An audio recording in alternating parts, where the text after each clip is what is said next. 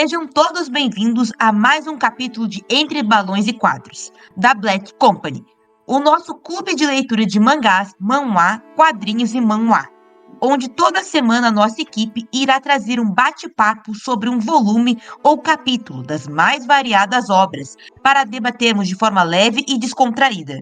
Os episódios de Entre Balões e Quadros estarão disponíveis todos os domingos ao meio-dia no Spotify. Não esquece de seguir a gente nas redes sociais e dar aquela ajudinha no engajamento. Eu sou Vitória Mellerk e quem está comigo aqui hoje é o Leandro. Olá, pessoal. Hoje eu vim analisar o mal. O Diego. Opa, e aí? E eu estou muito decepcionado, eu tava gostando de Frieren. E o Léo. Eu estou do lado dos demônios agora. E lembrando que esse será o nosso último episódio de Frieren e a Jornada para o Além, agora com os volumes 9, 10 e 11. Lembrando também que com o lançamento de mais volumes, nós daremos continuidade em nossa discussão sobre a história. Então, Panini, bora lançar mais volumes para que a gente possa dar continuidade à nossa conversa sobre Frieren. Agora, aquela contextualizada para quem pegou o bonde andando sobre o que é Frieren. Frieren é uma aventura que começa após o fim de uma grande jornada. Durante 10 anos, a Elfa e seus 3 companheiros embarcaram juntos numa missão para derrotar o Rei Demônio. Após conseguir esse grande feito, eles voltam ao reino, mas logo percebem que têm ambições distintas. Uma história que está sendo publicada aqui no Brasil pela Panini e atualmente conta com 11 volumes. Então, vou relembrar um pouquinho a galera sobre o que a gente falou no episódio passado. A gente falou que talvez o autor ou a autora tenha se perdido um pouquinho na construção do universo, porque parece meio vago. E também que a narrativa parece ter uma estrutura sempre igual, seguindo sempre o mesmo padrão. Vou abrir o debate de hoje com o nosso primeiro tópico de discussão, que seria a humanização dos demônios. Onde estão os vilões? Então, a humanização de demônios é algo que eu achei bem clichê, na verdade. Quando eu achava que Frieren não poderia ser mais clichê, eles vieram e apresentaram exatamente a maior prática do cinema. Igual quando a gente vê o Coringa dentro da própria perspectiva dele, e aí a gente vê ele como uma vítima da própria doença mental. Então, é basicamente tipo o clichê de mostrar a história do vilão pra gente ficar com dó dele e enxergar ele de uma forma mais humana e sentir pena de um vilão que nem também a Cruella, que quer fazer casaco de filhotinhos, mas a mãe dela abandonou ela. E aí quando citou o Eldorado no mangá, e pra quem tá escutando o podcast e não conhece a história de Eldorado, é que ela é uma antiga lenda indígena que falava de uma cidade que transbordava ouro, ou que era feita de ouro. E quando falou isso, eu automaticamente associei que a gente ia ter um vilão que seria um demônio nível psicopata. Por conta da história de Eldorado, que teve um dos grandes exploradores, ele foi um assassino. Ele chegou a matar a própria filha. Então eu falei, não, agora vai chegar um vilão que é tipo o demônio, é sangue frio pra caramba. Ou eu fiquei entre essa perspectiva de chegar um demônio extremamente cruel, ou tem alguma relação com a representação da filosofia do Sol, dos filhos do Sol. Aí eu achei que ia entrar em uma civilização para pegar bem essa parte de Slice of Life, já que muitos acreditavam que o ouro ele crescia da influência do Sol, e aí acaba que na filosofia o Sol ele tá por trás da expansão interior, então ele tá por trás do conhecimento, e aí eu acabei ficando achando que ia ser mais alguns volumes de retratação de amadurecimento, e eu ia ficar entediado. Porque normalmente eu fico entediado quando é muito parado, só que aí acabou me surpreendendo com essa quebra do vilão fora do padrão de, tipo, crueldade, apesar de ser clichê. Pô, eu concordo com o que disse aí. Tipo, clichê assim, mas. Igual, antes tinha muita obra que, o vilão. Por que ele é o vilão? Porque sim, e ficava por isso. Não tinha uma história por trás. Aí agora, filme, série, desenho, um monte de coisa tá tendo isso de passado do vilão. Porque, não sei o que. Sei lá. Ignoraram ele na rua e ele criou um ódio pela humanidade. E decidiu matar todo mundo. Algo assim. Mas eu pensei que não ia ter com demônio, porque, tipo, é demônio e, sei lá, meio que a lógica é eles são maus e é isso. Mas deram uma humanizada aí. Então, eu concordo também que eu achei bem clichê, assim, pensei, ai, vamos humanizar esse demônio. E eu não entendi muito bem qual é a proposta, porque ele foi humanizado, mas também não foi ao mesmo tempo. E aí ele ficou naquela coisa de botar todo mundo a virar ouro. Eu achei, assim, que tinham esse. Ele meio que se perdeu na construção desse vilão e ficou naquela que, ele não é tão mal, mas também não é tão bom. E daí teve aquela luta com o pupilo dele, que eles ficaram meio assim também. Então eu achei que ele chegou, parecia que evolui mais a construção e aí se perdeu, assim. E no final ele voltou a ser um demônio bonzinho e que aprendeu alguma coisa no final. Cara, eu acho, assim, eu acho que eu discordo um pouco de vocês. Assim, a magia do vilão é uma merda, né? Obviamente, se não gostar do Maior é bem bosta, assim. Mas eu acho, assim, tem dois pontos, na verdade. Eu não acho bom nem ruim, assim, mas eu acho que tem dois pontos do autor, assim, interessantes. Primeiro, eu acho que ele faz uma linha do tempo com esse vilão na construção dele, né? Tipo, primeiro esse vilão, eu até anotei ali, ele conhece os humanos, né? Ele tá ali, né? Que ele manda, tipo, um matar o outro e tal, não sei o quê. Depois, ele conhece os humanos, vai tentando entender as emoções deles. Aí depois ele pensa em se aproximar dos humanos para criar umas relações com eles e depois matar eles para ver se ele consegue dar algum sentimento, certo? Então ele vai pra vila lá da, pô, não é o nome da cidade antes de ver Eldorado, mas enfim, aquela cidade lá fortificada lá. Ele tenta se aproximar daqueles humanos para depois matar eles e ver se sente alguma coisa, e quando ele transforma todo mundo em ouro ele não sente nada. Eu gostei dessa ideia, eu gostei dessa construção desse processo do personagem. Só que ele entrou num limbo ali, né? Entre não sentir nada e não poder sair do local que ele tá. Mas eu acho que o meu problema não é esse. É uma coisa que, tipo, foi acontecendo e só agora que eu percebi. Não sei se vocês concordam também. Que, tipo, é muito bom pro autor que os demônios sejam esses bichos meio monstruosos e longe do ser humano. Assim, distante, né? Distante em relação a sentimento. Por quê? Porque como a gente é humano, até a gente mesmo, leitor, né? A gente é um ser humano e a gente vai ler a história, o autor ele tem uma premissa para fazer o que ele quiser com o demônio. Esse demônio vai salvar, vai matar tal negócio, vai enganar tal negócio, ele vai tomar essa atitude, não vai tomar essa, não vai tomar aquela. Mas por quê? Cara, você não vai entender. Porque ele é outra raça, a mente dele funciona de outra forma, a evolução biológica dele é outro bagulho. Então, assim, eu acho que é um Deus ex machina, sabe? É um argumento que ele tem ali, que ele pode fazer o que ele quiser com o demônio, que tu vai falar assim, mas ele corroborou isso em como ele construiu o demônio, sabe? Eu achei isso meio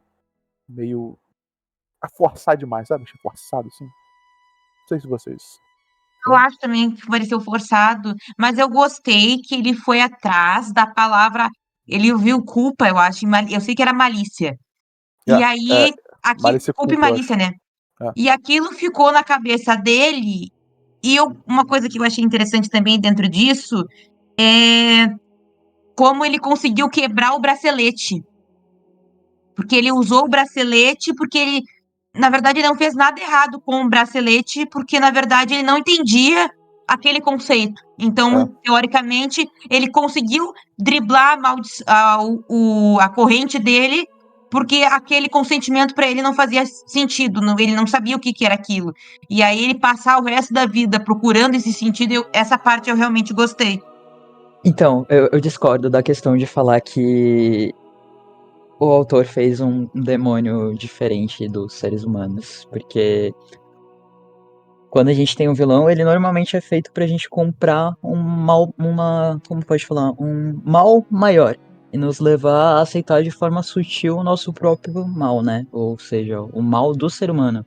Dá até pra citar como exemplo o Senhor Feudal, que ele deixava as pessoas à sua própria sorte e E no mangá, assim, deixa entendido que ele manipulou o Matt, só que é um pacifista, né, do exército, do rei demônio, blá blá blá blá. Só que, na verdade, eles têm esse trato. E aí a pessoa que tem uma percepção mais humana, que é mais nobre no sentido de como ela impacta a vida das pessoas, seria o filho do Senhor Feudal, né, que acabou sendo assassinado. E uma parte que eu acho muito interessante é quando o Senhor Feudal, ele chamava o Matt de monstro, sendo que ele também era um. Então tem essa linha que divide o bem do mal, que ela atravessa o coração de todo ser humano. Os demônios, eles não sentem malícia, né, como a Vitória pontuou.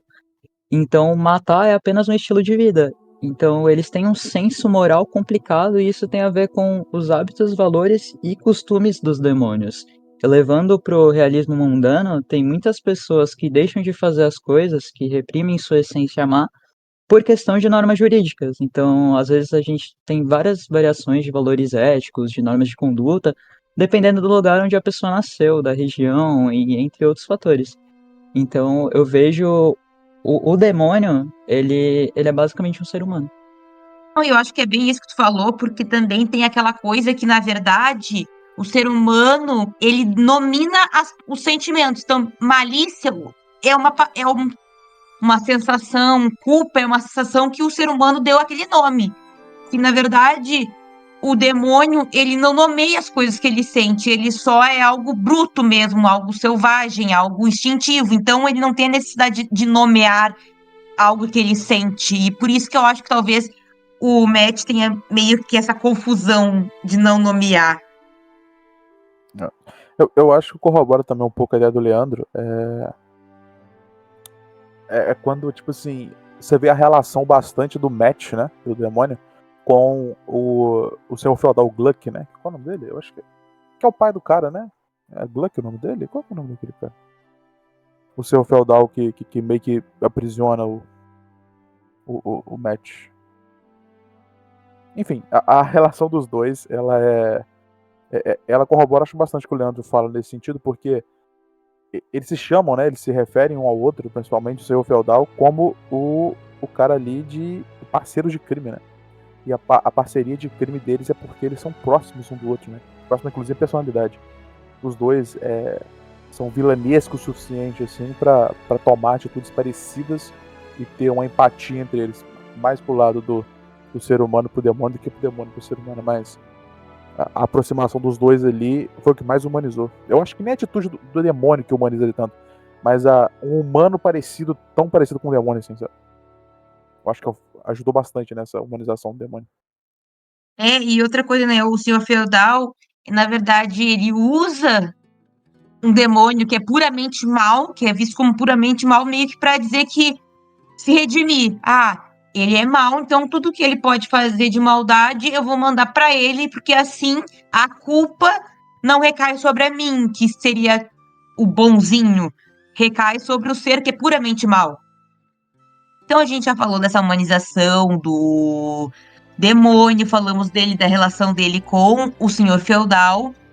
E uma coisa que eu achei interessante que une isso foi o jeito que ele construiu esse poder dele, do demônio. Então ele constrói o ouro, ele faz ouro, só que é um ouro sem valor algum financeiro. Isso eu achei uma perspectiva que eu não estava pensando sobre quando eu comecei a ler e que faz muito sentido. É uma peça de ouro tão puro que não pode ser moldado para nada, só pode virar aquilo. Então é um poder que todo mundo queria usar, mas que no final não tem função nenhuma. E eu acho que ela tem muita relação com o demônio, né? Porque, tipo assim, se fosse talvez uma magia criada por um ser humano, talvez esse ouro tivesse valor. Mas o demônio, como a própria ideia de demônio, assim, e da sociedade deles, não tem a ideia de dinheiro, né? Não tem a ideia de valor, ele não conhece esse sentimento.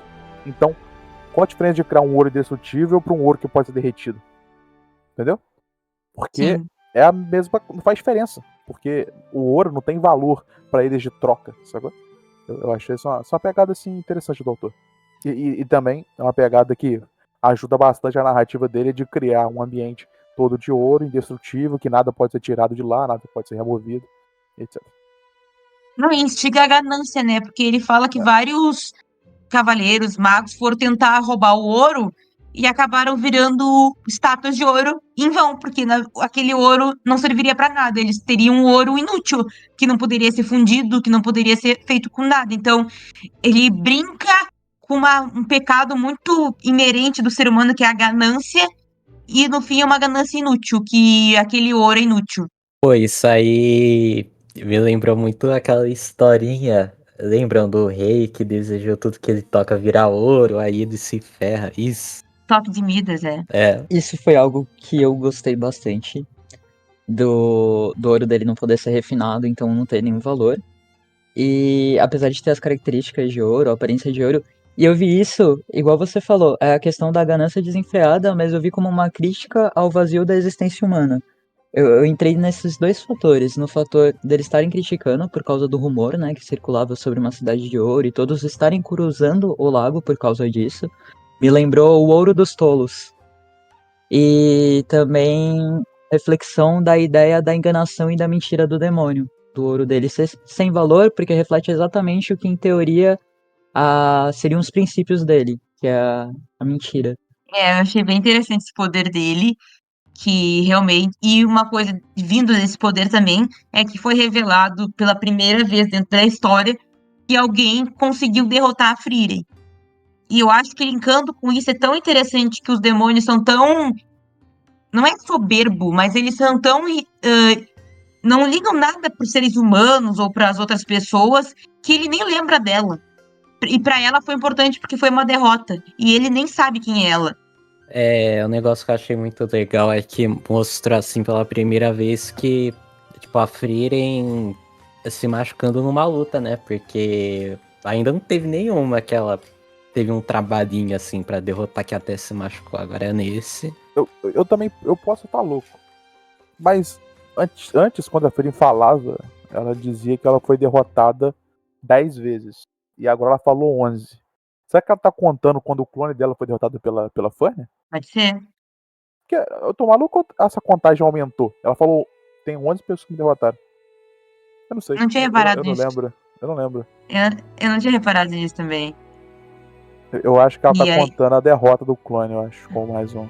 Eu tava até comentando isso antes da gente começar a gravar, porque eu ia ficar extremamente chateado se fosse outro One Punch Man. One Punch Man é maravilhoso, mas você colocar ali um personagem que nunca é derrotado, nunca tem, tipo, um evento trágico na vida dele, aí quando mostra essa questão dela ter tido o braço transmutado, apesar de que eu ainda achei muito simples, eu queria uma situação de braço virando demônio, eu achei mágico. Isso é verdade. É o que a gente conversou também muito no programa passado, é que falta algo na magia da Frieren, porque além da magia parecer algo muito genérico, de modo geral, não se tem uma construção do poder mágico de ninguém. Os demônios até têm mais do que os seres humanos. A gente não consegue ter um evento, porque o personagem bem construído é um personagem que sofre, e a Frieren nunca sofre. Então, nem agora que ela perdeu, quando ela conta que perdeu, não me causou emoção nenhuma. A única coisa que me causou, eu pensei, bem, tem alguém mais forte que ela neste mundo. Mas o fato, eu queria que tivesse explorado mais essa derrota dela. Nem mostrou um flashback, acho que só foi um balão mesmo, um quadrinho. Não mostrou nada. Eu queria entender mais de que foi essa luta. Como é que ela perdeu. Eu acho que seria importante, assim, mostrar isso para desenvolvimento da personagem. Até porque, igual a gente discutiu já algumas vezes já. Os personagens principais são os mais merda em questão de desenvolvimento. Se você perceber, o Matt provavelmente teve um desenvolvimento melhor que o Stark e que a Forne até agora. Nossa, é verdade. Tá ligado? É verdade isso. O Matt, a gente viu o passado da vida dele inteira, bicho. Tá ligado? Foi, tipo, literalmente meio volume inteiro contando só a história dele. E, porra, a Fernie só teve o comecinho lá com o padre lá, dois capítulos e já era. É isso aí. O resto é vivência do dia a dia ali que tem muito pouco foco no desenvolvimento da personagem. Então, sei lá, bicho. E o desenvolvimento do Matt nem é importante, porque teoricamente ele é um demônio que não precisa de um passado, ele só é mal por natureza, então o passado dele, pra nós que tá lendo, é irrelevante. Ele não precisaria de um evento trágico, nada. E o resto não tem isso. Aí é o momento que, chegou o momento que estávamos todos esperando. Tem alguém que derrotou a Maga Frieren. nada falado, nada aberto, não explora nada, não se tem um flashback, não se tem nenhum balão, nada. Ela só falou, então, esse cara me derrotou, e era isso. Eu até falei ali embaixo, eu coloquei um ponto sobre isso, que também emenda nesse assunto, que é o passado da história tá muito mais interessante que o presente atual, tá ligado? É verdade. Esse flashback do Matt, muitas coisas aconteceram ali, foi melhor do que, obviamente, a maior parte do Slice of Life que a gente vê aquela formulazinha que a gente discutiu no último capítulo de acontece uma coisinha idiotinha, eles fazem uma missão, lembra do passado e próximo capítulo, tá ligado? Então, é muito. Tá muito mais divertido você ver o passado, referência ao passado, do que as vivências do presente e atuais, assim, sabe? Então, pô, quando começou o negócio do match, eu falei, pô, beleza, é o melhor, sabe? Foi melhor que o volume 7 inteiro, a primeira metade do volume 7. Então, Eu acho que também tá acho. faltando foco da autora, assim, do autor. Eu concordo plenamente, porque eu nunca me senti tão feliz lendo um desenvolvimento de personagem como eu me senti vendo a. Desculpa pela pronúncia, mas esses nomes, Solitaire, contando sobre ela, contando sobre o Matt e revelando que o Rei Demônio queria coexistir também, ele queria aprender, então eu espero que pelo menos essa parte seja mais desenvolvida, a questão de como um demônio, tipo o rei, que queria viver teoricamente em harmonia com os humanos, acabou criando todo aquele caos. Aí eu acho que também entra na questão da imagem deturpada deles, que nem a do Matt, de achar que tem que matar pessoas até descobrir o segredo da humanidade. Aproveitando aí o papo do Rei Demônio, tipo, eu acho que, eu não sei, futuramente eles vão fazer isso, mas se aprofundar mais ainda assim o Rei Demônio. Porque apareceu, mas tipo, ainda é muito vago. E, pô, é um personagem que toda hora tá sendo falado, então podia mostrar mais coisa dele. Tem uma discussão que ele reinava pelo terror, né? Ela até fala uma certa parte lá, que os demônios só entendem o terror e o medo. E tipo, pô, por que não mostrar mais dele, né? Tipo, pô, como é que ele dominou Uhum. todos os demônios? Ele dominou os 7 sábios, pô, o cara que viu o futuro, o cara que transformou tudo em ouro, como é que ele dominou essa galera toda? E outra coisa também, vocês estavam falando do Matt, esse senhor feudal, inclusive, que é um personagem, não é coadjuvante, ele é bem distante de ser um personagem, foi mais bem desenvolvido que todo mundo. Eu me apeguei muito mais a ele do que muita gente principal. E a pessoa precisou contar dele, assim. E ele é um personagem que provavelmente nunca mais vai aparecer. E ele teve toda uma explicação profunda. Ainda mais ele em contraste com o próprio Matt. Então, eu acho que isso realmente falta. O Rei Demônio, eu não sei, porque eu acho que ele precisaria muito de uma construção que tá se retardando, assim. Eu queria entender ele muito mais cedo. E eu tenho medo que um personagem tão importante pra história seja construído lá em um balão. E era isso, tá aí o Rei Demônio que vocês queriam. E isso me deixa meio ausente. Muita gente, vocês já falaram, inclusive, os demônios são os melhores personagens. O demônio vidente, o Matt, todos eles são melhores do que os protagonistas. E eles aparecem menos. Então, Pois é. como? Nossa, mas e esse negócio do demônio me incomodou muito, cara. Eu tava pensando, não tava vendo. Eu falo assim, caraca, olha o Matt, cara. Pô, eu tive o passado dele, entrou na memória dele. Teve toda a construção da quebra da barreira ali, dele lutando contra o ex aluno dele e tal, não sei o que. Aí você lembra da Alma, a luta dela, que foi uma luta de 3 capítulos, uma luta mais merda Aham, que a gente viu no negócio até agora. E o pior, os dois tinham o mesmo nível de poder, teoricamente. exatamente. Isso que é o pior, tá ligado? Você vê, tipo assim, o problema de desenvolver tão bem o match agora é que quando tu olha o processo inteiro da obra até agora, você fala, pô, a Alma é brincadeira, então. Ela tem o mesmo nível que ele em questão de posição, né? Como sábios, demônios lá. E é isso. Ela morreu igual a pato. Não fez nada. E outra coisa que me fez pensar também é que aquele herói do norte, ele é muito foda, porque ele ganhou, ele conseguiu retardar os demônios. Eu, não, inclusive, fiquei pensando que eu achei estranho ter um demônio e um humano com o mesmo poder. Eu não sei se ele não pegou o poder ou absorveu o poder, porque eu achei meio estranho ter um demônio que, teoricamente, o demônio previu o herói e o herói previu a Friri. Será que ele não absorveu esse poder, alguma coisa? Porque eu achei muito estranho essa coisa deles terem poderes iguais. Nunca teve gente com poderes iguais, assim. Me surgiu essa teoria, assim, mas realmente o flashback dos demônios foi a melhor coisa desses últimos episódios, foi esse flashback deles, assim, do Matt, dele derrotando o padre, aí o padre falando pra ele sobre culpa e malícia, essa parte foi bem interessante. Então, eu queria falar que um personagem que eu pensei que nunca mais ia aparecer, que apareceu, eu fiquei tipo até, nossa, né? Caraca, é o Denkin.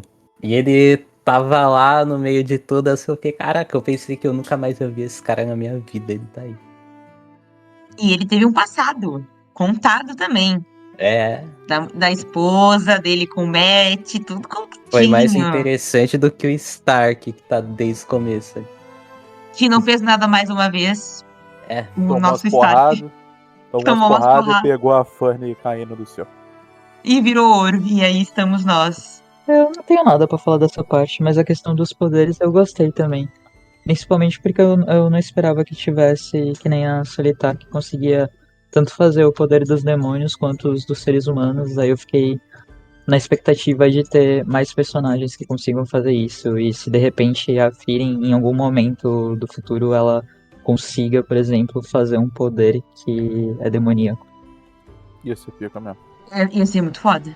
Outra coisa que eu acho que já dá pra emendar com isso, esse bracelete que controla demônios, eu também achei ele meio bizarro, pois a gente já comentou dele e tal, que ele foi ativado, ele não conseguiu controlar o Matt por causa da palavra malícia que ele não entendia.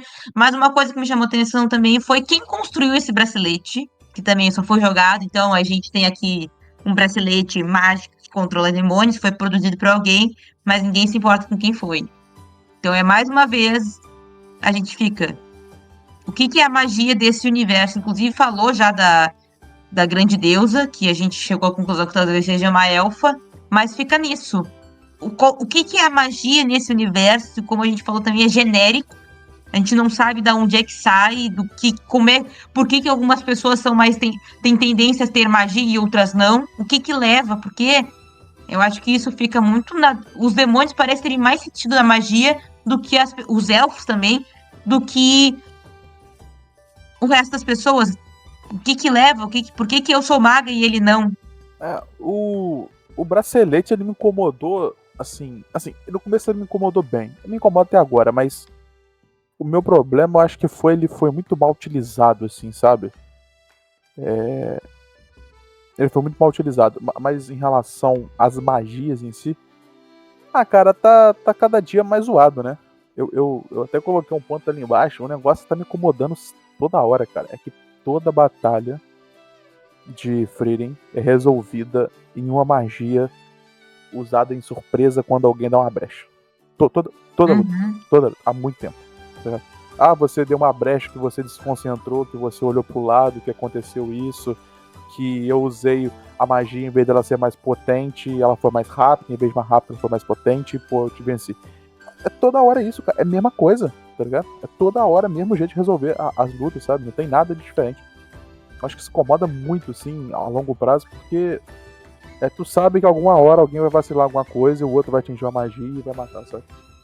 Eu acho isso, assim, já tá bem datado já na obra, assim, tá ficando meio chato. Não, e outra coisa, tu falou essa coisa do poder, e é bizarro, porque o poder a falha da Frida é justamente o que todo mundo erra, e ela não, que é não conseguir detectar magia, assim, de última hora. Então todo mundo tem essa falha e ela nunca cai. E eu acho que isso do bracelete, na verdade, foi meio um furo de roteiro, assim, porque tem alguém que é capaz de controlar demônio, por que ninguém faz mais esses braceletes? Por que ninguém produz em massa? Se tá pra controlar demônio, era só chegar no rei demônio e botar o tal do bracelete. Então, eu porque acho aí acabava a história, eu acho, né? Créditos. E aquele que a Edel pegou, né, no começo, metade do volume 8 ali, né, era uma réplica, né, porque tinha um no braço do Matt e tinha uma réplica lá na Cidade dos Magos lá. Então, tipo, ou seja, já fizeram uma réplica do negócio. Por que não faz uma segunda, terceira, quarta, tá ligado? Sim. Essa maguinha também, ela é muito legal. E também jogaram ela pro escanteio, porque o poder dela era muito forte. Sim. E aí também acharam um jeito de botar ela lá. Então, já fez teu papel, some daí, porque pode ter um potencial que a gente não tá muito afim de explorar. Porque sem ela não teria resolvido nada. Ela conseguiu ver o poder de um demônio tocando nele. E nunca mais falaram dela, coitadinha. Nossa, e eu só queria adicionar que aquela cena sensacional. Pra mim, acho que foi a melhor cena desses 3 volumes.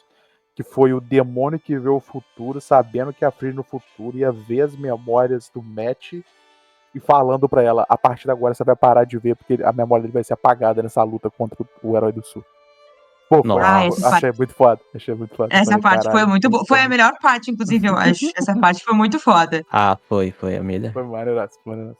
E ele fala, né? Frieren, quem é Frieren? E aí não faz sentido pra ele depois. Nossa, essa parte foi. Foi muito pico. Não tava contando com isso.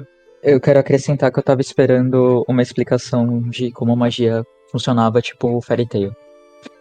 Sim. Que em algum momento eles iriam. A gente muito falou exatamente a mesma coisa que a gente queria, tipo, Fairy Tail, ou que nem Black Clover, que tem os Grimórios, aí tu entende a hierarquia. Mas até hoje não temos. Tu não tem. O que a gente falou de episódio, além disso, foi o negócio de Fairy Tail e Black Clover, é a parada de ter, tipo, característica, tá ligado? Pô, Natsu usa mais de fogo, o outro lá usa mais de vento, o outro usa mais de gelo. Eu quero magias únicas pra cada pessoa, sabe? Quero parar de todo mundo usar a mesma magia, aquele Soul Trekking lá, e usa a barreira, e é isso, toda a luta. E é só isso que todo mundo usa e variações disso.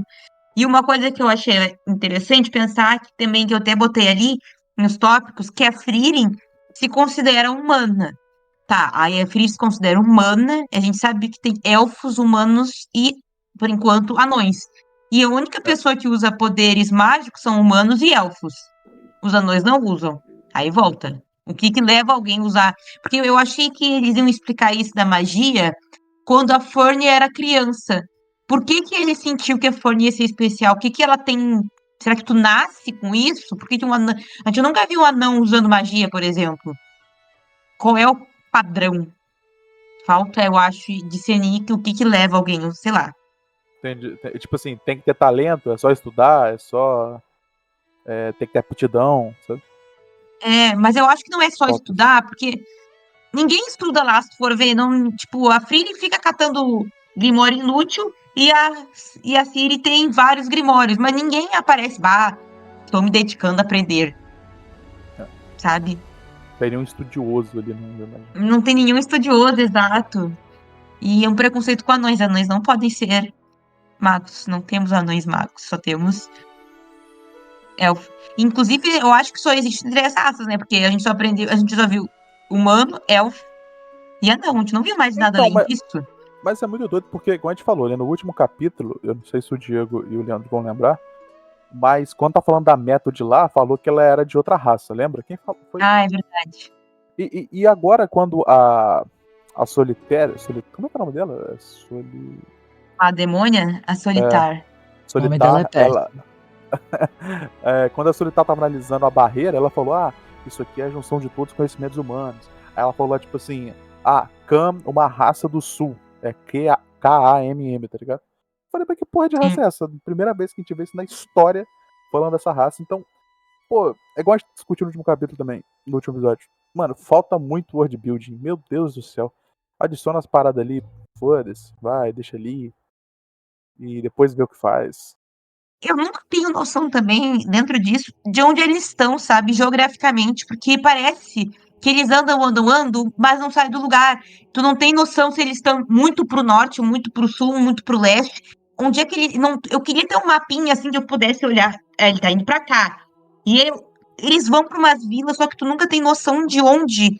E as vilas são todas meio parecidas, então parece que eles estão sempre no mesmo lugar. Aí eles acham uma estátua, daí eles acham. É sempre a mesma estátua, parece. Parece que eles nunca saíram da mesma ilha, da Pô, mesma vila. agora você destruiu, hein? Porque, nossa, é verdade, eu não tinha parado pra pensar nisso. Aí o One Piece tem muito disso, né? Ficar trocando, só que faz bem. Tipo, você percebe Exato! que um é diferente da outra, que eles estão indo pra esse lado, porque eles estão falando, agora a gente vai pro sul, pra, sei lá, a ilha não sei o que, é isso.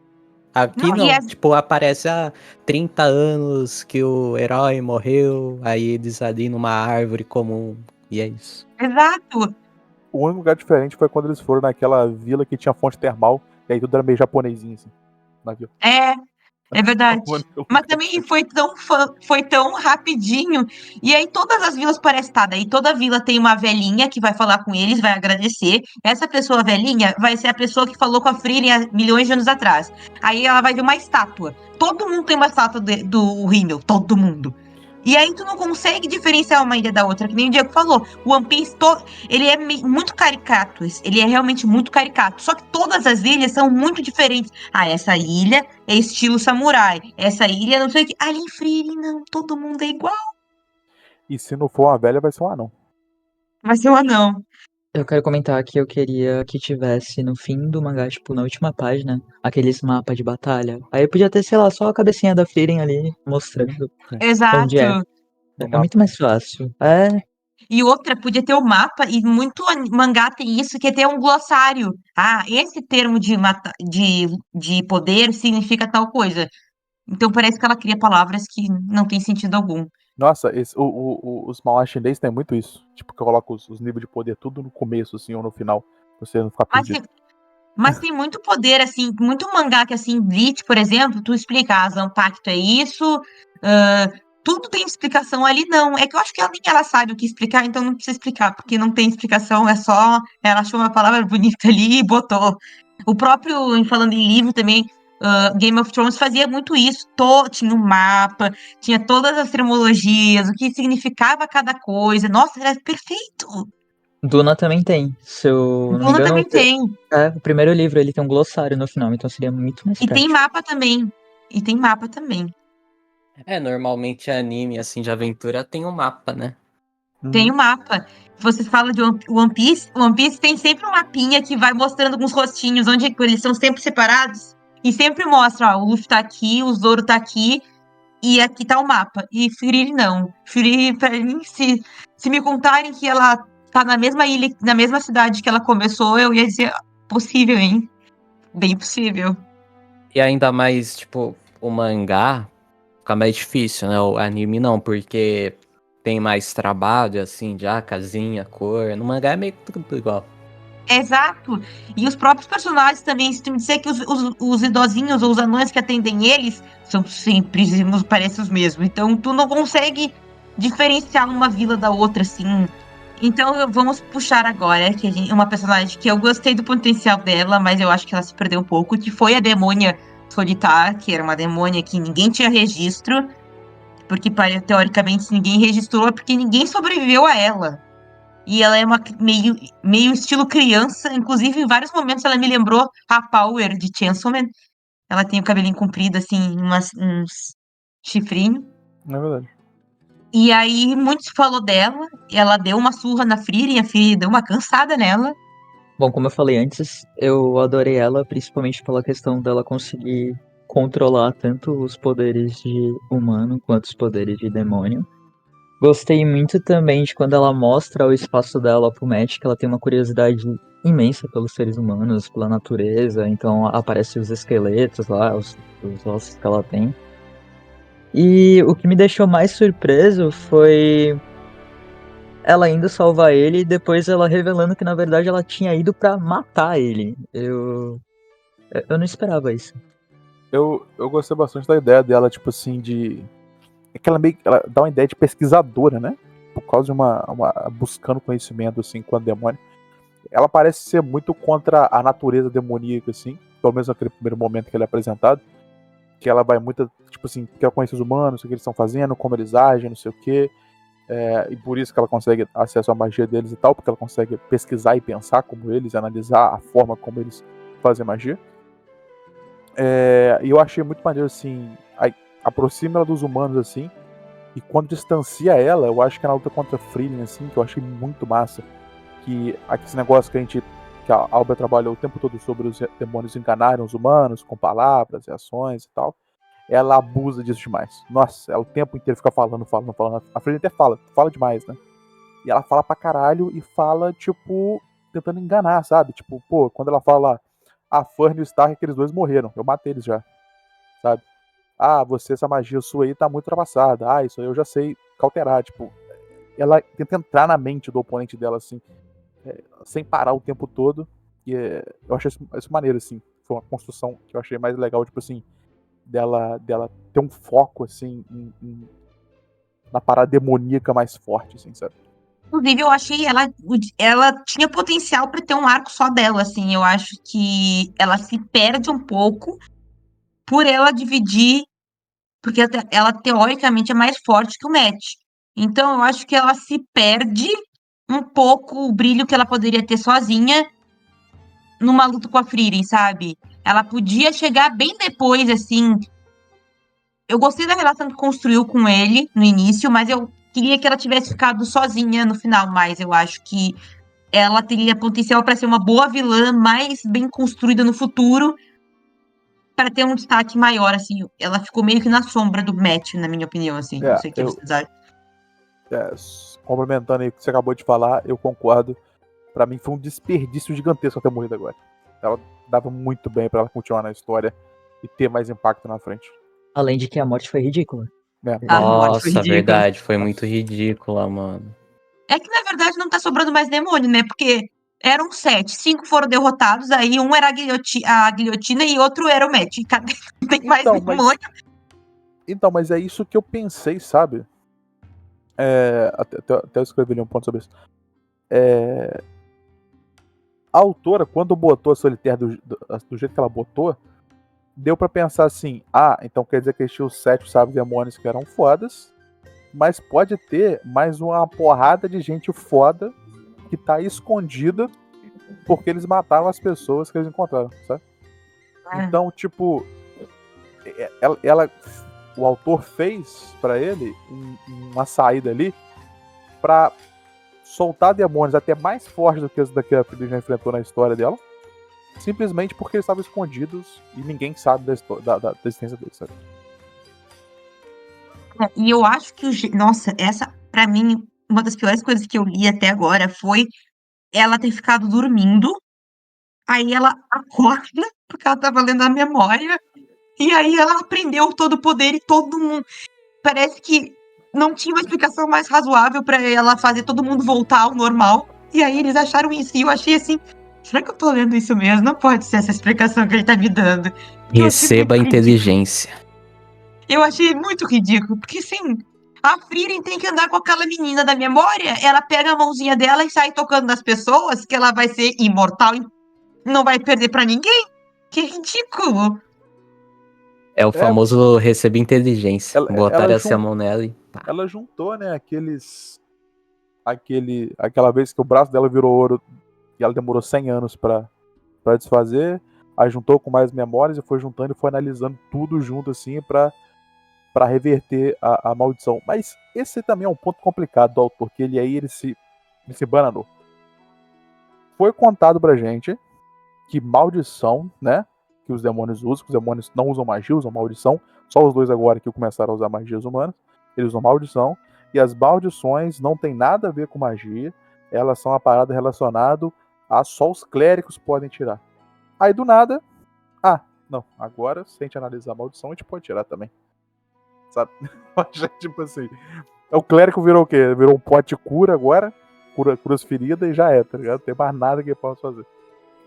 E eu achei bizarro porque parece, não combina com a temática, porque o jeito que ela aprendeu foi, tipo, parece que ela é um robô, e aí ela analisa todos os dados mentais, assim, meio cyberpunk, assim, carregou, e aí ela se deu conta, não condiz, porque a ideia de Frieren é uma coisa bem medieval clássica, assim, então ela teria que passar anos lendo livrinho, estudando, que nem quando ela fez no início, que aquela magia que o Reiter deu pra ela, que era uma desculpa, ela ficou estudando e fazendo, que nem Fullmetal, eles fazem os ciclos de transmutação, eles estudam de fato, ali não, ela sentou, dormiu e aprendeu por osmose. E esse negócio de ter aprendido a maldição, igual eu acabei de falar, outra coisa que, por exemplo, lembra aquele arco que o Sen, quando estavam com eles, que todo mundo dormiu por causa da maldição, e ele ficou acordado porque ele era um clérigo e a maldição não funcionava em clérigo.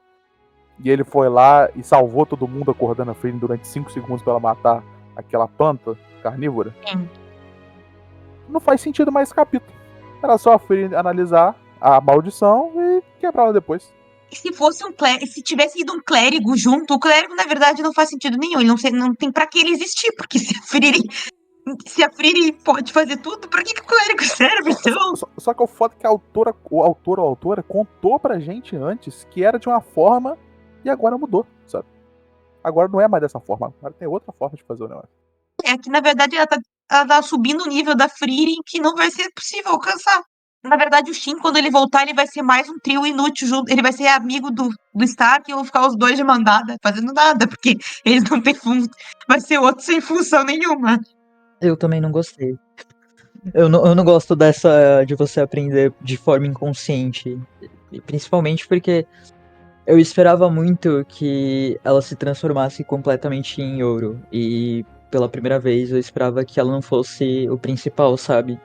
O senhorzinho lá correndo pra salvar ela, foi impedida. Eu fiquei, enquanto ela tá lá a mimir, analisando dados, ela vai virar ouro. E aí finalmente o Stark vai fazer alguma coisa. E não. Daí eu fiquei, podia ter tido um desenvolvimento muito bom.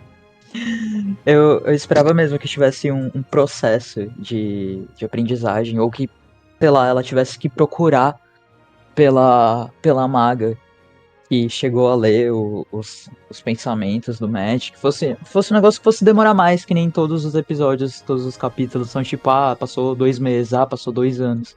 Eu achei que fosse um negócio realmente mais longo, não só Mimi, aprendi. É isso. Inclusive, seria uma boa oportunidade da autora trazer o Shin de volta. Ele podia chegar e salvar. Ela tá lá, virada ourinho ali, do mimindo ourinho. Nossa, e ele esse é muito foda. Esse é muito foda. Nossa, eu ia achar fenomenal, porque ia ter muito sentido. O clérigo salvou, ele tem coisa com a maga, ele não tem maldição. Mas não, ela mimiu, aprendeu. O segredo é de Free, deixa ela dormir que ela aprende fazendo nada. Aí eu quero falar agora um pouquinho, vamos puxar um pouquinho pra gente já falou várias vezes, do Daken, que é o senhorzinho, que eu gostei muito da construção dele. Pra mim foi o melhor personagem aí depois do match de construção. Ele tem algo assim. E eu acho que ele tinha o potencial. Na verdade, eu queria que a luta dele com o Matt tivesse. Quando ele aprendeu a reverter o ouro, eu pensei, uhul! Mas aí não. Eu fiquei, pra que então? Pô, eu achei muito foda a escolha dele, né, em relação a Ciri lá. O Grimório que ele escolheu e o que a Ciri fez pra passar pra ele o conhecimento. Achei maneiro, mas também a quebrada de expectativa quando o cara simplesmente sabe se desfazer de ouro é foda. Mas o ponto ali dele ter sido mestre e aluno, assim, eu achei uma relação muito massa, tipo assim, né, e principalmente quando aquele seu fodal fala com ele, tipo assim, você vai ensinar o Denken, ensine pra ele tudo que ele precisa saber de magia, ao mesmo tempo não deixa ele esquecer que você é o maior inimigo dele, sabe? Em questão de relação, né, tirando a relação do Senhor Feudal com o Matt, que eu achei a melhor relação até agora entre dois personagens, eu acho que a relação do Decken com ele foi muito boa, assim, eu gostei bastante. A ideia do bracelete também ali foi interessante, e só que eu achei, é porque essa relação dos dois, eu vou falar a teoria que pra mim ia ser o final perfeito dessa relação dos dois. O bracelete, né, se vocês lembrarem, quando o cara botou nele, ele falou, tem duas coisas, você tem que servir ao povo da cidade e você não pode fazer nada que seja malicioso contra eles. E ele não entendia o que era malícia e tal, não sei o que. Eu falei, cara, isso é uma puta ideia do autor, se ele fazer o quê? Se ele fizesse uma coisa maliciosa, ele morria.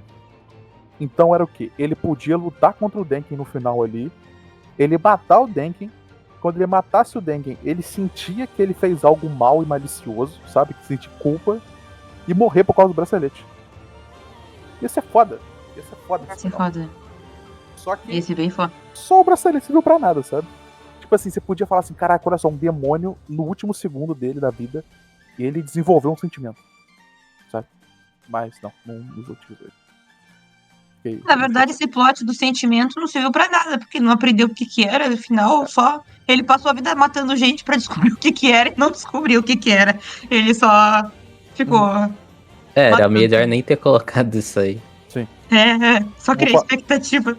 Vou fazer um plot com expectativa o tempo todo pra esse demônio tentar sentir alguma coisa. Não sentiu. No final ele só morreu mesmo. Normal. Ele cria expectativa, tipo, que nem aquele a gente falou também da Solitar, que ela fala que talvez a Frieren seja um monstro porque ela é fria. Tá, daí tu pensa, talvez um dia, será que a Frieren vai se revoltar e virar vilã e matar todo mundo? Só que ela pode ser um monstro, só que daí ela chorou lá no primeiro capítulo. Óbvio que ela não vai assim. Então, parece que as coisas são soltas, assim, que ela te dá pistas. Que nem a gente já discutiu. Será que um dia a Fern pode ser a vilã pela fala da outra elfa? Só que são coisas que a gente teoriza, que nunca vai levar em nada, porque ele só joga coisas aleatórias, assim, para as pessoas ficarem com essa ideia fomentando na cabeça, pra no final dar uma desculpa, ir pro caminho mais fácil, parece. Não sei se vocês concordam. Sim, e esse caminho mais fácil é porque é muito linear a narrativa, né? Não tem uma quebra com plot, assim. Não tem um plot assim que você fala assim, porra, maneiro isso aqui. Putz, isso aqui foi diferente. Pô, isso aqui foi... Esse era o vilão que eu não esperava que fosse, sabe? Por exemplo, uma coisa que eu tinha pensado até que te falar, na Solitaire. Ela, quando eles estão lá naquele lugar lá que tem aqueles fósseis, sabe? De tubarão lá, e no passado, né? E tá conversando o Matt com ela. Ela fala que os demônios evoluíram e tal, não sei o quê. Eles chegaram nesse ponto de enganar os seres humanos porque eles evoluíram. Aí eu penso assim, pô, se pensando isso aqui, meio que numa ideia darwiniana, de Darwin, né? Charles Darwin. Quer dizer, então, que talvez os demônios do passado, antes de chegarem como eles estão hoje, fossem seres, criaturas que tinham sentimentos e perderam ao longo do tempo para sobreviver, para poder continuar enganando os humanos. Sim. Pensa se a autora pegasse um demônio com sentimento que tivesse, sei lá, 20 mil anos e botasse ele na história. Ia ficar muito foda. Só que esse é o ponto. Não tem nada assim que você fala assim, caralho, ela tirou isso aqui de um lugar muito foda e tinha pensado num negócio novo pra mim. Não, ela só faz o básico, além do básico, e o básico. Quando ela dá uma ideia que ela vai fazer um negócio diferente, faz o básico de novo.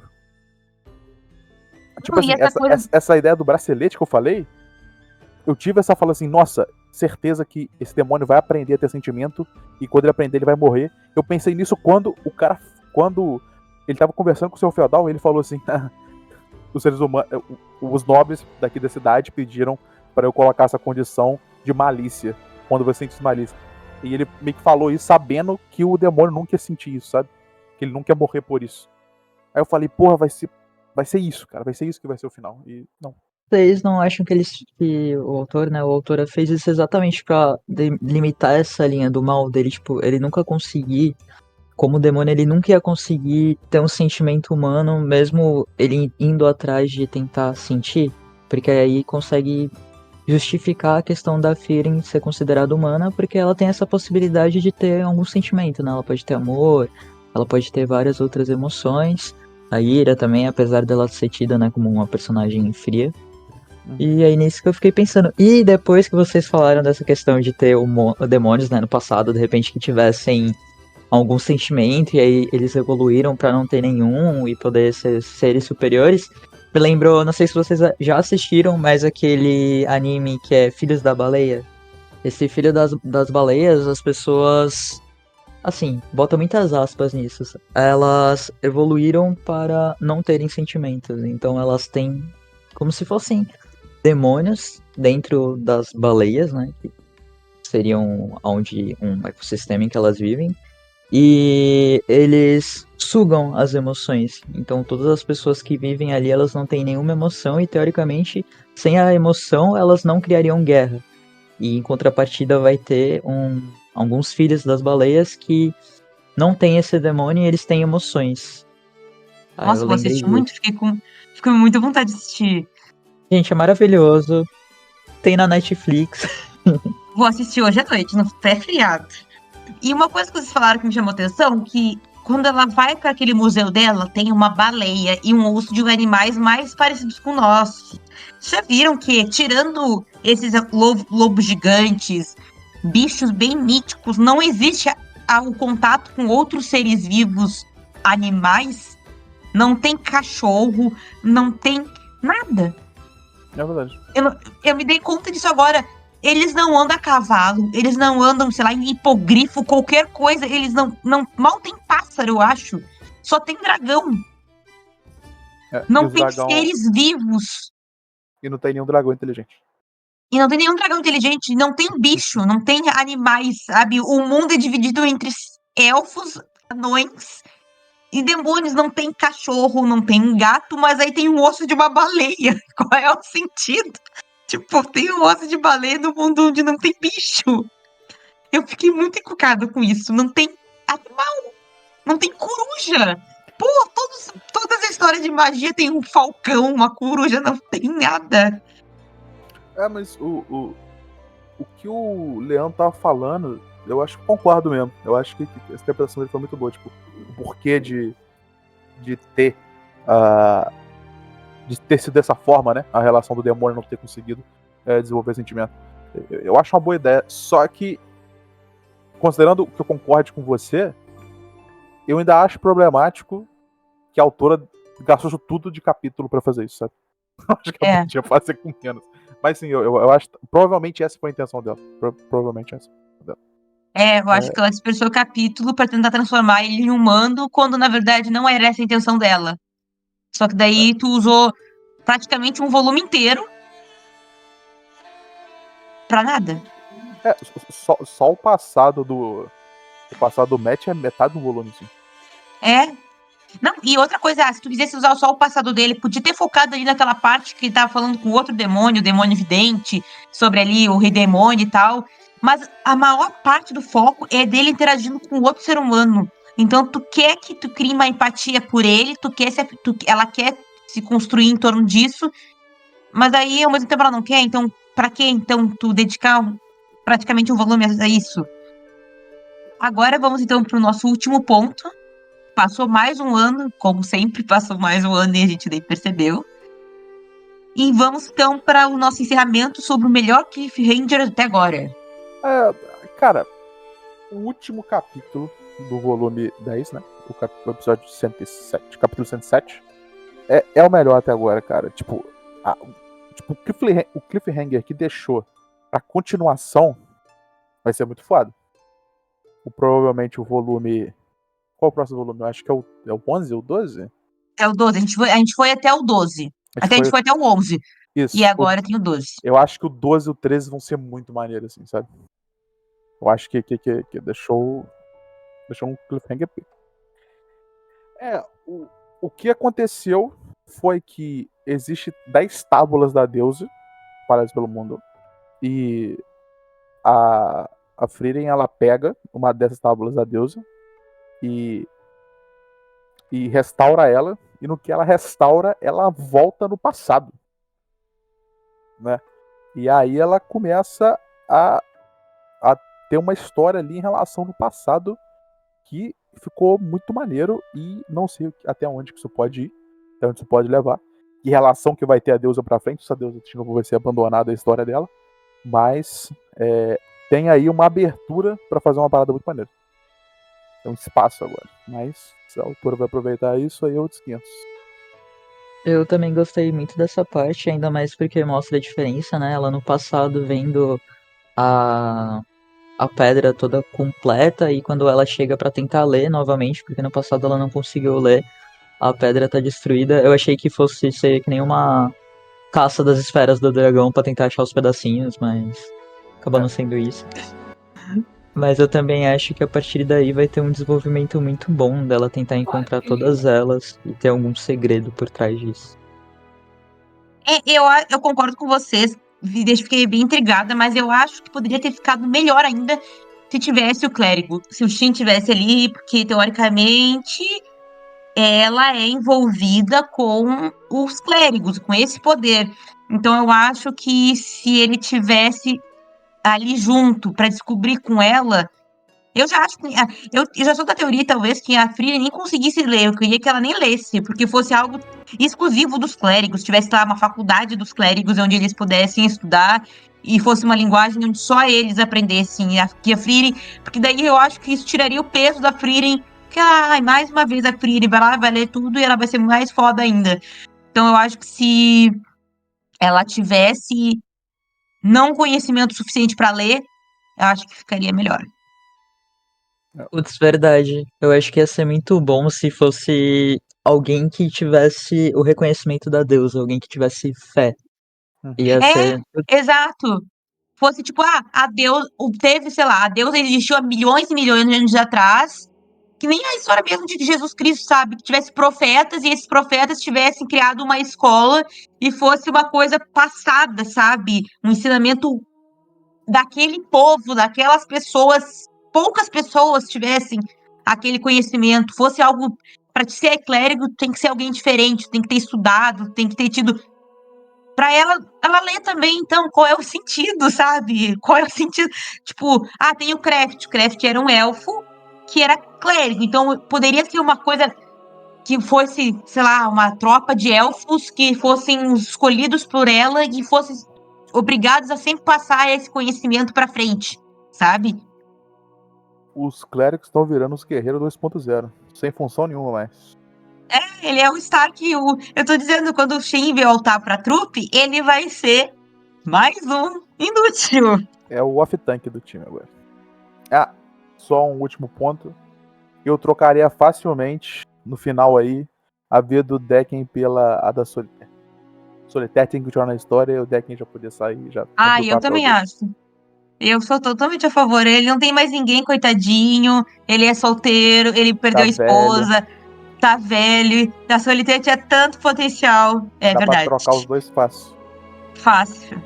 Então hoje eu vou encerrar por aqui o nosso último programa sobre Feeling. A gente então acompanhou os episódios 9, 10 e 11. Os volumes 9, 10 e 11. Encerramos nossa jornada para o além junto com a Feeling agora. Retomando só que se acaso quando a Panini lançar mais volumes, nós vamos retomar a nossa conversa a partir do volume 12 e dos outros volumes que ela for lançando. Um spoilerzinho só do nosso programa, no nosso próximo programa, a gente vai falar sobre o HQ O Corvo, que vai ter uma adaptação para o cinema agora por esse ano, com o Bill Skarsgård.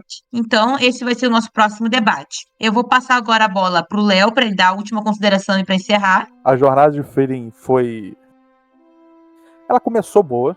Ela está ok. Deu uma melhorada pra mim nesse último arco. Foi bem melhor que os últimos arcos aí. Mas eu acho que o autor tem que parar de se perder, parar de se contradizer na própria história e explorar mais pontos que são chaves, igual religião e o mundo ali à sua volta, que se continuar desse jeito, a obra vai cada vez mais caindo para um limbo de qualquer outra obra qualquer aí, tipo, e sem muita relevância. Então, no começo eu tava gostando bastante, mas foi decaindo e esses últimos capítulos foi bem chatinho pra ler. Foi meio dolorido, assim, eu tava me forçando. E eu tô gostando bastante, principalmente dessa questão de, nesses últimos capítulos, eles terem levantado o fato de que quando a gente analisa o mal do mundo, o mal dos demônios, a gente acaba analisando o mal de si mesmo. Então, apesar desses capítulos acabarem sendo chatos na questão de luta, porque acabou se tornando previsível, eu gostei muito desse levantamento. Então, galera, encerramos aqui a nossa jornada por além com a Frieren. Fiquem esperando o nosso próximo programa sobre o Corvo. E era isso.